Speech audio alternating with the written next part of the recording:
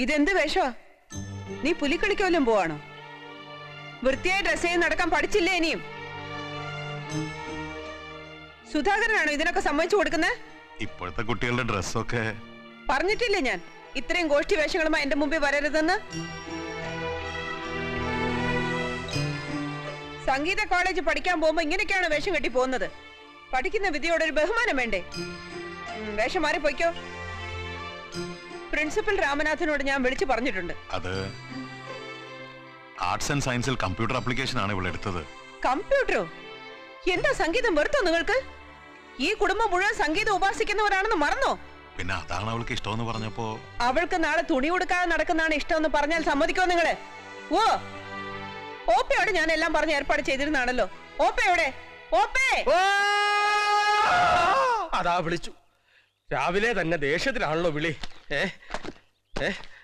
ആരാ എന്താ കുറ്റം ചെയ്തത് ആവോ? എല്ലാ കുറ്റങ്ങളും വജ്രായുധം പോലെ എന്റെ നിരക്കാണല്ലോ വരണത്. എവിടെ നോക്കിയാൽ എന്ത് കാര്യത്തിനും ഞാൻ വേണം. എത്തിപ്പോയി. എത്തി എത്തി. എന്താ എന്താ ഓപ്പ ഇത്? Accounts file. അയ്യോ അതല്ല. അയ്യോ മറന്നു. വിളി കേട്ട് പരിഭ്രമിച്ച് ഓടി വരുന്നതിനിടയില് ഇടാൻ മറന്നു. ഞാൻ പാന്റ് ഇട്ടിട്ട് വരാം. ഇവിടെ തരിക. ഒരു മറവി പറ്റിപ്പോയി സഹോദരേ. ഇന്നലെ ഒന്നും തുടങ്ങിയതല്ലോ ഈ മറവി. ആട്ടെ, രമയുടെ കാര്യം ഞാൻ ഓപ്പയോട് പറഞ്ഞു. ആ സംഗീത കോളേജിന്റെ കാര്യം പണവും തന്നെ ഏൽപ്പിച്ചല്ലേ? പിന്നെന്താ ഒരു കമ്പ്യൂട്ടർ? ആദ്യം മാനേജർ അടിയോടിയുടെ അടുത്ത് ഏൽപ്പിച്ചിരുന്നാണല്ലോ. ഓപ്പയോട് പറഞ്ഞാൽ ഓപ്പയല്ലേ കാര്യം ചെയ്യേണ്ടത്, അല്ലാതെ അടിയോടിയാണോ? എവിടെയാ അയാള്? അടിയോടി ചതിച്ചോ അതോ ചതിയോടി അടിച്ചോ ചോദിച്ചിട്ട് എന്നെ കാര്യം. അടിയോടി അടിയോടി അടിയോടി എന്തോ ആ ബെസ്റ്റ്. കിഴക്കും പടിഞ്ഞാറും ഒന്നിക്കുന്ന വേഷം. പണ്ട് കാലത്ത് പള്ളിക്കൂടെ മുൻഷിമാരിങ്ങനെ ആയിരുന്നെന്ന് കേട്ടിട്ടുണ്ട്. കോട്ടില്ലേ? കോട്ടിന്റെയും ചീലയുടെയും കാര്യം പറയാനല്ല ഞാൻ ഇങ്ങോട്ട് വന്നത്. അത് വരവിന്റെ സ്പീഡ് കണ്ടപ്പോഴേ മനസ്സിലായി. എന്താ കാര്യം? മാനേജറെ കാണാത്തോണ്ട് സുഭദ്ര അവിടെ കിടന്ന് ചാടുന്നു. ആ ചാട്ടമൊക്കെ എന്നും ഇവിടെ പതിവുള്ളതല്ലേ? അവരുടെ സംഗീതത്തിലുള്ള ആന്റിബയോട്ടിക്സ്. അത് മുടങ്ങാതെ 4 നേരം ചാടണം. രോഗം കലശലല്ലേ? ഇതൊക്കെ നേരിട്ട് പറയാൻ പാടില്ലായിരുന്നോ? വയറ്റിപ്പഴപ്പായി പോയി. ഓപ്പേ ആദ്യം ഇങ്ങോട്ട് എടുത്തേ. എന്താ അതങ്ങോട്ട് എടുത്തിടുക. ഒരു കാര്യം പറഞ്ഞ കൃത്യമായിട്ട് ചെയ്യുകയില്ല. ചെയ്തോണ്ടിരിക്കല്ലേ? ഇപ്പൊ ഇതിനെനിക്ക് കിട്ടിയതേ ഉള്ളൂ. കളിയൊക്കെ അവിടെ, കാര്യം ഇവിടെ. ഇത് സംഗീത കുടുംബം, സംതൃപ്ത കുടുംബം. എന്നിട്ടാണോ രമയ്ക്ക് സംഗീത കോളേജിൽ അഡ്മിഷൻ മേടിച്ചു കൊടുക്കാൻ പറഞ്ഞിട്ട് മറ്റെന്തിനോ മേടിച്ചു കൊടുത്ത്? ഏത് രമ? ഏത് രമയൊന്നോ? രമ അറിയില്ലേ? സുധാകരന്റെ രമ. ഓ ആ രമ. 10-25 തലങ്ങും വിലങ്ങും ഇവിടെ കൂടെ തുള്ളിക്കൊണ്ട് നടക്കുമ്പോ ഏതാ രമ, ഏതാ രമ്യ, ഏതാ പുഷ്പ എന്നൊക്കെ എങ്ങനെ അറിയാനാ? അല്ലെങ്കിലും തനിക്ക് ഒന്നെന്ന് പറഞ്ഞ 4. ചോദിച്ച അതല്ല, രമയ്ക്ക് എന്തിനാ മറ്റെന്തിനോ അഡ്മിഷൻ മേടിച്ചു കൊടുത്ത്? മറ്റെന്തിനോ അല്ല, computer studies, most advanced application. അതിനാ സുഭദ്ര അവിടെ കിടന്ന് ചാടുന്നത്. ഓ, കമ്പ്യൂട്ടറിലെ ചാട്ടോ ആയമ്മയ്ക്ക് അറിയോ? ഓപ്പേ സുഭദ്ര അമ്മ അതും ഇതൊക്കെ പറയും. അക്യൂട്ട് മ്യൂസിക്കൽ സിൻഡ്രോം എന്ന് പറയുന്ന അസുഖം അവർക്ക്. എവിടെ നോക്കിയാലും സംഗീതം. കുട്ടികളുടെ ഭാവിയല്ലേ നമ്മൾ നോക്കേണ്ടത്. ആ കുട്ടിക്ക് അതാ ഇഷ്ടം. ഒരാളെങ്കിലും ഇവിടത്തെ ആട്ടത്തിന്നും പാട്ടിന്നും ഒന്ന് രക്ഷപ്പെടുത്തെന്ന് വിചാരിച്ചപ്പോ അത് താനാണോ നിശ്ചയിക്കുന്നത്? ഞാനല്ല നിശ്ചയിച്ചത്. ആ പെണ്ണിന്റെ അച്ഛനും അമ്മയും തന്നെയാ. ഒരു കാര്യം ഞാൻ പറയാം, സൂക്ഷിച്ചില്ലെങ്കിൽ സുഭദ്രാമ്മയുടെ പാട്ടിനനുസരിച്ച് നമ്മൾ ഈ വലിയ ബംഗ്ലാവിനകത്ത് കിടന്ന് തുള്ളേണ്ടി വരും. കേട്ടോ ഓപ്പേ? കേട്ടോ?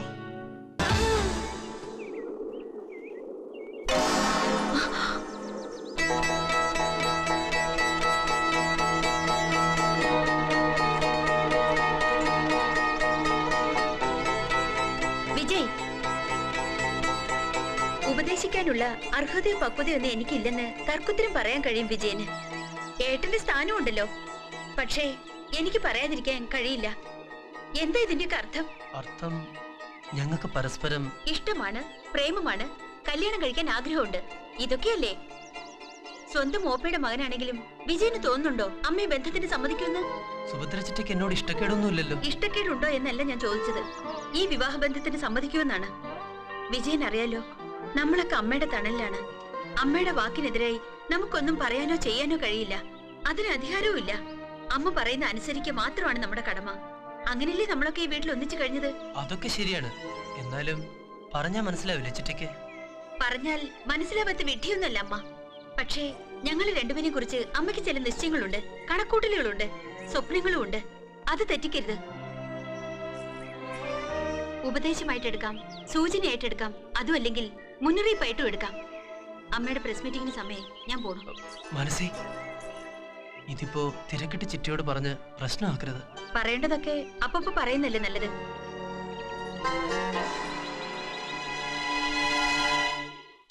Congratulation madam. Thank you very much. Discipline please.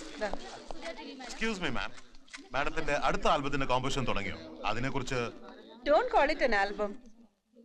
ആളുകൾ പിന്നെയും പിന്നെയും ഉപയോഗിച്ച് ക്ലീഷയാക്കിയ ഒരു വാക്കാണത്. I call it my concept, my performance. Final റൗണ്ടിൽ എത്തിയ സ്ഥിതിക്ക് ഭാവി പരിപാടികൾ എന്തൊക്കെയാണ്? ഫൈനലിൽ പങ്കെടുക്കും. And this will be my life's most ambitious programme. ഇത് എൻ്റെ മകൾ മാനസി കൊറിയോഗ്രാഫ് ചെയ്യും. ഇവൾ സംഗീത, പിന്നെ എൻ്റെ ജ്യേഷ്ഠന്റെ മകൻ വിജയ്. ഇവരായിരിക്കും ലീഡ് പെർഫോമൻസ്. മാഡം, ഇതൊരു പുതിയ വെൽ ഇൻഫാക്ട് ഞങ്ങൾ ഉദ്ദേശിച്ചിരിക്കുന്നത് അടിയോടി. അതെന്താണെന്ന് മാഡത്തിന് മാത്രമേ അറിയാവൂ. Thank you. It will be on a new theme, equality, സ്ത്രീ പുരുഷ സമത്വം. Let us say sort of Ardhanarishvara myth. അതൊരു പഴയ നമ്പർ അല്ലേ മാഡം? കുമാരസംഭവം മുതൽ ഇങ്ങോട്ട്. നോ നോ നോ, ഇപ്പോഴത്തെ സർക്കംസ്റ്റാൻസസിൽ ഏറ്റവും പ്രസക്തമായ തീം. പുരുഷ മേധാവിത്വത്തെ കുറിച്ച് വേണ്ടത്ര റിയലൈസ് ചെയ്യാൻ നമ്മുടെ നാട്ടിലെ ഒരു ആവറേജ് സ്ത്രീക്ക് ഇനിയും കഴിഞ്ഞിട്ടില്ല. എന്റെ പേഴ്സണൽ ലൈഫിൽ പോലും.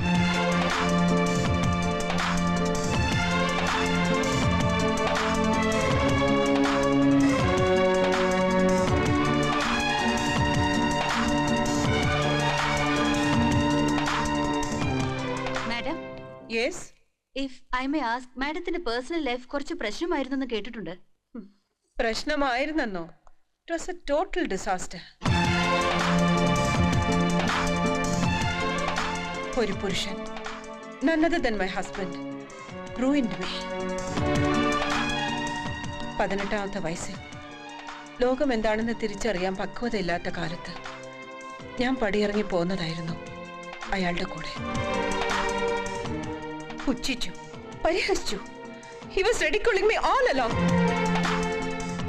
സഹിക്കാൻ വയ്യാതായപ്പോ ഞാൻ എന്തൊക്കെയോ പറഞ്ഞിട്ടുണ്ടാവാം.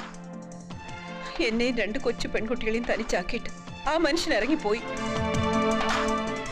അന്നു മുതൽ എനിക്ക് വാശിയായിരുന്നു. ജയിക്കാനുള്ള വാശിയല്ല, ഇനി ഒരിക്കലും തോൽക്കാതിരിക്കാനുള്ള വാശി. എന്റെ ജീവിതത്തിന്റെ ലക്ഷ്യം തന്നെ ഈ പെർഫോമൻസുകളാണ്. ഇതിനെ അലങ്കോലപ്പെടുത്താൻ ഞാൻ ആരെയും ഒരിക്കലും അനുവദിക്കില്ല. വാശിയാണ്, വേണമെങ്കിൽ പകയാണെന്ന് തന്നെ കൂട്ടിക്കോ. എന്റെ ഭർത്താവിനോട് എനിക്ക് ചെയ്യാവുന്ന പ്രതികാരം. Programme of the millennium year. ഇത് പ്രദീപന്, ഇത് ജോസഫിന്, ഇത് ഹമീദിന്. താൻ കണ്ടില്ലടോ, അവളവിടെ കിടന്ന് തുള്ളുന്നു. ആ സ്വാമിയോട് പറഞ്ഞ 314 ഹിയറിംഗ് അടുത്ത ആഴ്ചത്തേക്ക് മാറ്റിവെക്കാൻ. അല്ലെങ്കിൽ താൻ എങ്ങനെ അറിയാനോ എന്റെ വിഷമം? ആ രാജാമണി കേസിലെ സർക്കിൾ ഇൻസ്പെക്ടർ ഹാജരാവേണ്ടത് നാളെയാണ്. അതൊന്ന് വിളിച്ച് ഓർമ്മിപ്പിക്കണം. ശരി, ഇത്തവണ എന്താ വാദിച്ച് തോറ്റല്ലോ, ഇനിയിപ്പോ എന്ത് ചെയ്യാനാ ഭാവം? കോർട്ടിലേക്ക് പൊക്കോ. താൻ എന്തിനോട് ഇങ്ങനെ കിടന്ന് പടയുന്നത്? ഹയർ കോർട്ടിലേക്കുള്ള പേപ്പേഴ്സ് ഒക്കെ ഞാൻ റെഡിയാക്കി വെച്ചിരിക്കാം. 5 പേപ്പേഴ്സ് കാലം കുറെ ആയാലൂടെ താൻ ഇത് തുടങ്ങിയിട്ട്. സിംഗിൾ ബെഞ്ച്, ഡിവിഷൻ ബെഞ്ച്, ആളില്ല ബെഞ്ച്, കുടുംബ കോടതിയൊക്കെ ആയിട്ട്. തനിക്കറിയില്ലേ, വെറും സരിഗമപ്പ പാടി നടന്നവളെ ഞാനായി നിലയിലാക്കിയത്. എന്നിട്ട് അവളെ എന്നെ അടിച്ചിറക്കിയിരിക്കുന്നു. ഇപ്പൊ പച്ചക്കള്ളം പറഞ്ഞ് നടക്കുക, ഞാൻ അവിടെ മുഖത്ത് ചവിട്ടിട്ടാ ഇറങ്ങിപ്പോന്നു. ഹലോ, ഞാൻ പറഞ്ഞു കേൾക്കാൻ എനിക്ക് സമയമില്ല. അയ്യോ വേണ്ട, ഞാൻ ചില കാര്യങ്ങൾ തീരുമാനിച്ചുറച്ചിട്ടുണ്ട്.